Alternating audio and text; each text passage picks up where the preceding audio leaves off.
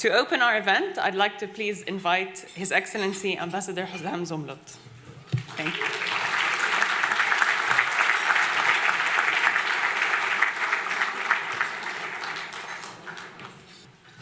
مساء الخير.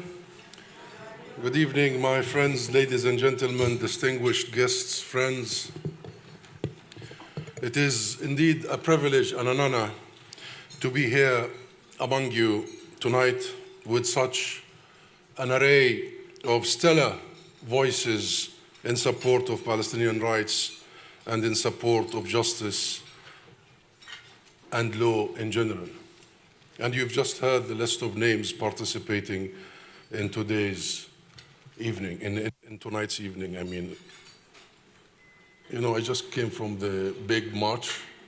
My voice still there, Ibtisam. But allow me to really give a special note of thanks and gratitude and appreciation and love to Yusra Al-Gunaidi,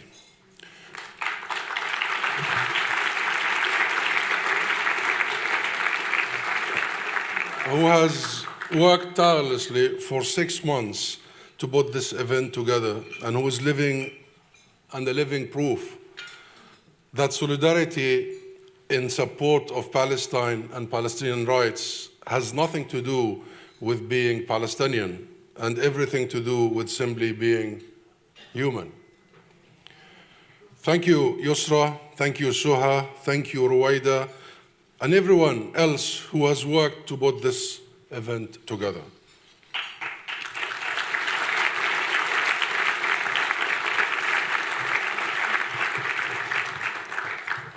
Your efforts are indeed invaluable.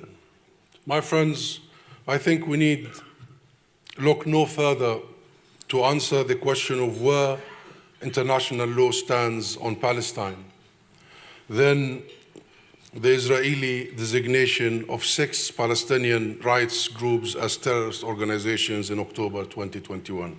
Among them, the oldest and the most respected rights group, Al-Haq. I had the privilege myself to work with Al-Haq throughout the years. And I remember very well how much such a solid institution has been a bedrock for defending Palestinian rights, for exposing the systematic, chronic violation of our rights by the occupier, by Israel, for partnering with our other national institutions, including, I remember, our UN bid to become member of the United Nations, and many other efforts, contributions by this very important, crucial, significant institution. And I am so proud and honored to call Sha'wan Jabbareen, my brother and my friend, the director of Al-Haq, who is with us here today.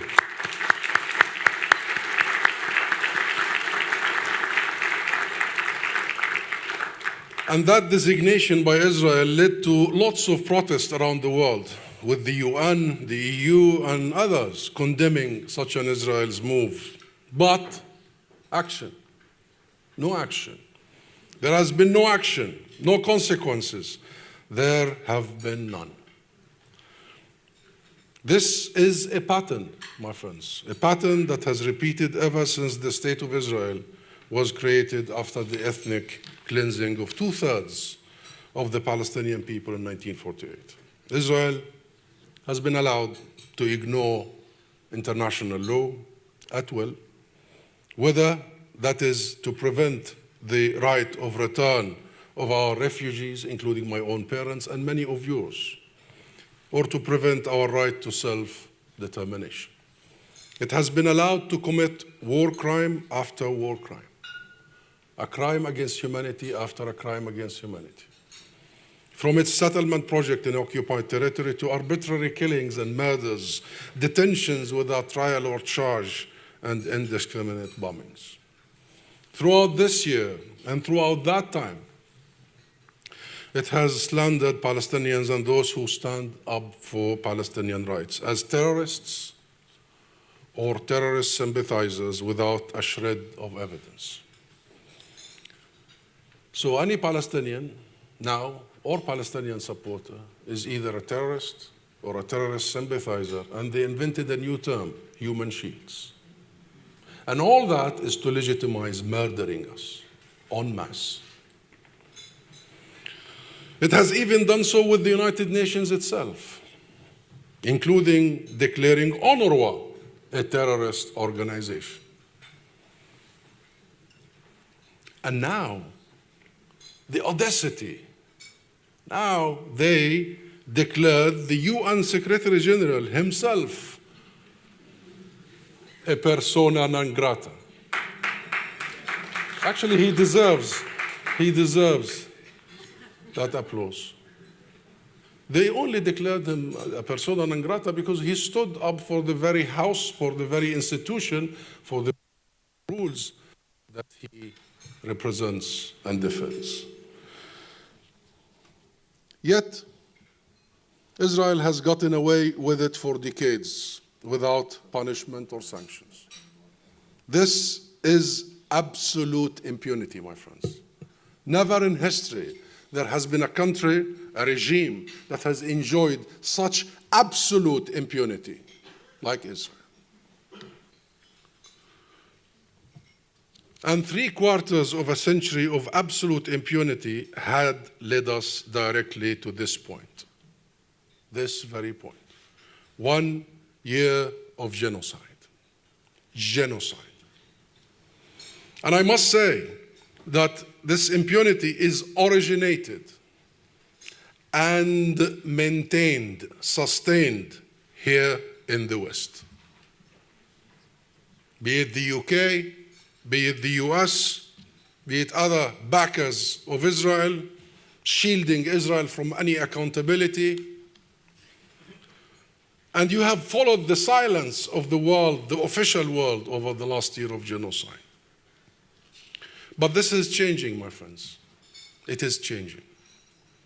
I've just came back from that national march. What a scene of inspiration, of hundreds of thousands of people, British people, cross community, the sense of unity and diversity, the sense of commitment, and the energy to go all the way. This is a movement. This is people's power. I've seen it just a few hours ago.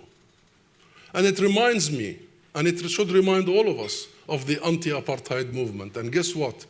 The anti-apartheid movement emanated from London.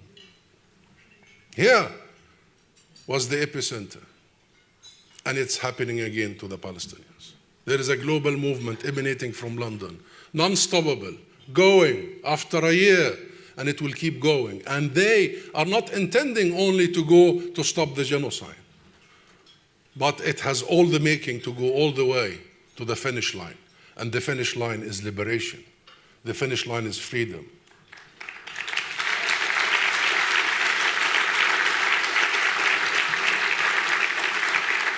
But my friends, the stakes could hardly be higher.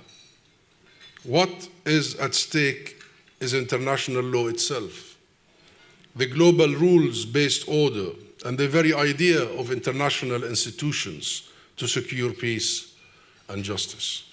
International law and the global order are at an inflection point in every single sense of the word. They stand for or they fall with Palestine. It's as simple as that. This is the litmus test. And not just Palestine, but Palestine and Lebanon and the region and all nations of that region. What happens in Palestine now will determine not just the fate of Palestinian people, not just whether or not our region descends into all-out war, but the future of the entire globe for the next many, many generations and many decades to come. And please read my lips here. Everybody is watching. Everyone is watching. They either learn the lesson that you can get away with it, or they learn the lesson that law is applied equally. And the stakes could hardly be higher, so thank you to everyone here tonight. Thank you for your solidarity, your support. Thank you for your efforts. Thank you for supporting Al-Haq Europe. It is through initiatives such as these that we have clearly taken a stand against those who would revert us to a world determined only and entirely by hatred, by negation, by supremacy, by violence. You know, today at the march, I did say that Israel is losing because the only option they have is violence. But we have way more options. We have the clarity of the law, and you have seen what the ICJ has come up with. That's the highest court of the land. We have the clarity and the political decision-making of the international institutions. You've witnessed what the UN has decided, that Israel has to quit its occupation within maximum a period of 1 year. And we have the growing millions of people. However, together, my friends, in order to keep alive the dream of a world of justice where we all are equal under the law, it all starts with people like you, with events like this, with congregations like this, with energy like this. So thank you and keep going. Thank you very much.